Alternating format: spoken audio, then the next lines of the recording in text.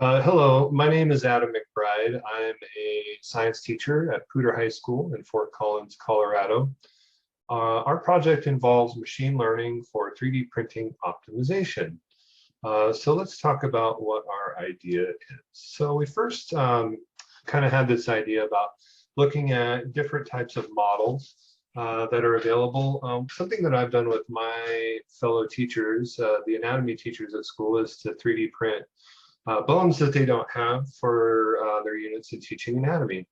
I found that during certain file types, like this one, a Homo sapiens cervical vertebrae that I sourced from a place called MorphoSource, based on a 3D scan of an actual vertebrae, we can see it looks like a cervical vertebrae. There's some little pits in the bones and stuff, but when I tried to print it, because this uses FDM style printing, which goes from the bottom layer up, that the slicing software really had a hard time interpreting this data.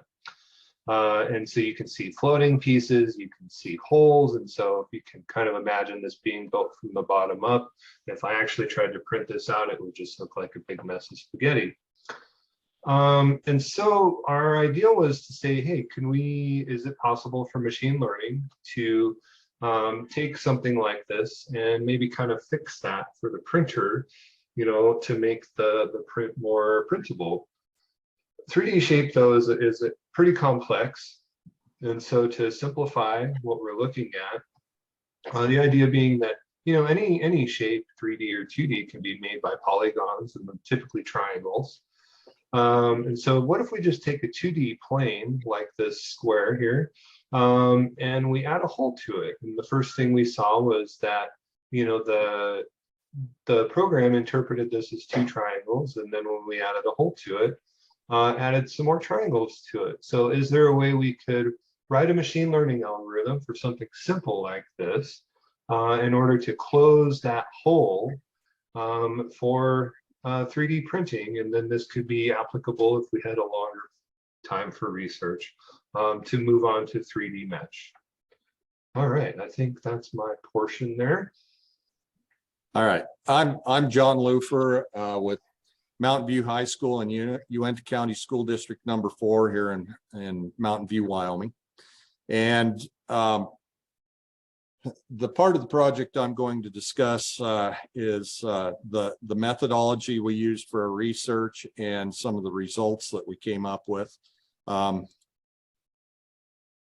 And we take a look at some of the work that we've done on this. As Adam had stated, we're kind of looking at holes that were in a 3D model, and kind of to simplify the project a little bit, we decided to take a look at this from a two-dimensional standpoint. In other words, we take a two-dimensional slice of a model and take a look at the hole within it. One of the things we were able to do is we were able to extract the data or the vertices from the model and use those vertices to perform different calculations on it. One of the ideas behind that was to create find the area occupied by the model. And we did find that when we did a simple model like a two-dimensional plane, that it created a series of triangles that we extracted from the STL file. And based on that, the vertices of these triangles, we're able to calculate the area of each triangle and then, of course, add those up. And that would give us the area of that two-dimensional slice. And one of the ideas was to compare the two-dimensional slice of an object with a hole in it to a two-dimensional slice of a similar object that had no holes in it. And in other words, we could basically calculate the area of a polygon based on its outside perimeter and compare that to what we actually ended up with. And this would tell us whether or not we had an existing hole in that slice, or tell the computer. Some of the things that we're working on with that were having the ability to close up a a hole within our project. And in doing so, we could find basically the outside vertices of the polygon created by that hole. And then we were able to converge those vertices onto the centroid of the polygon. And we came up with an algorithm for that. We're kind of in process of finishing the code to get it to automatically do that. As far as some of the results for that, that we got with that, some of the key things that we got out of that is that we're able to extract vertices from STL files. We're able to use the data on that to reconstruct slices of an object.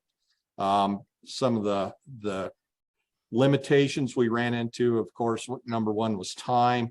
We kind of ran out of time on working more with the Python code associated with that. But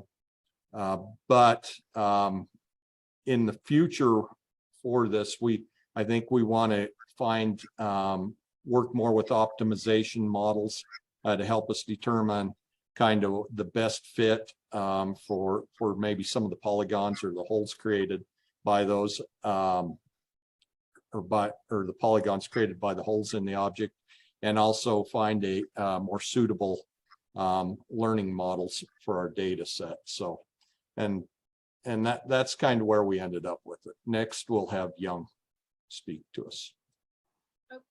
Okay, hi everybody. Good morning. I was in Honolulu, Hawaii. So I teach in McKinney High School, and on our project, I majorly dealing with the mathematical side with it related to it. Okay, so, all right.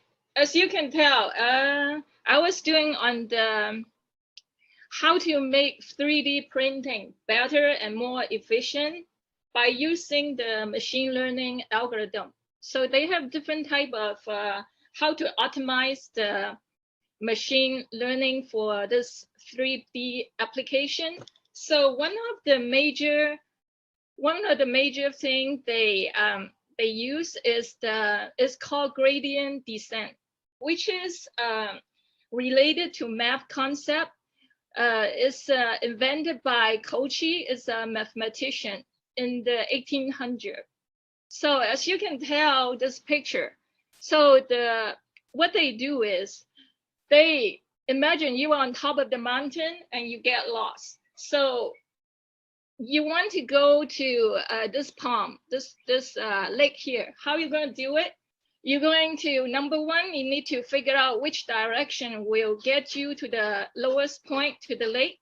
In order to do that in mathematics, you find the slope at that point.